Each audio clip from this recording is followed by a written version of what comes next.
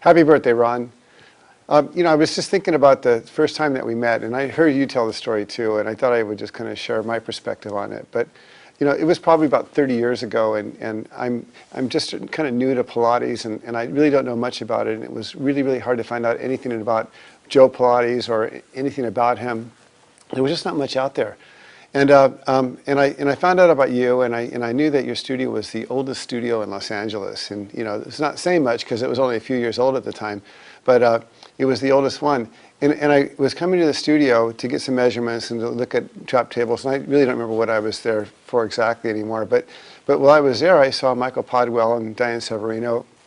And I asked him about Ron. I was looking at the old picture of Joe and Clara and the lady that we thought of that used to be Hannah.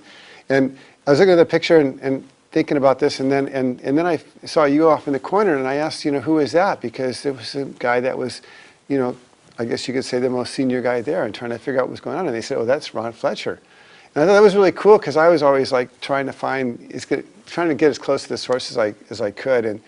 And there was Ron, and Ron was like next in line to Joe Pilates, and he was like the original guy. And I thought, wow, and I didn't know whether to expect him to glow or what the deal would be with him, and I didn't even know if I could meet him, and I really didn't know how to act. So but there was Ron over there, and I got a chance to walk over there and shake your hand and meet you, and you were actually kind of normal. It was kind of exciting, and you were actually you actually were doing really work, and I just thought that was really kind of neat. And I just kind of walked around thinking, that the Ron Fletcher, this mythic person who was the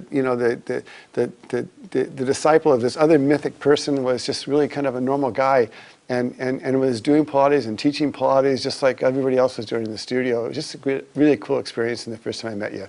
So thanks, Ron, and happy birthday.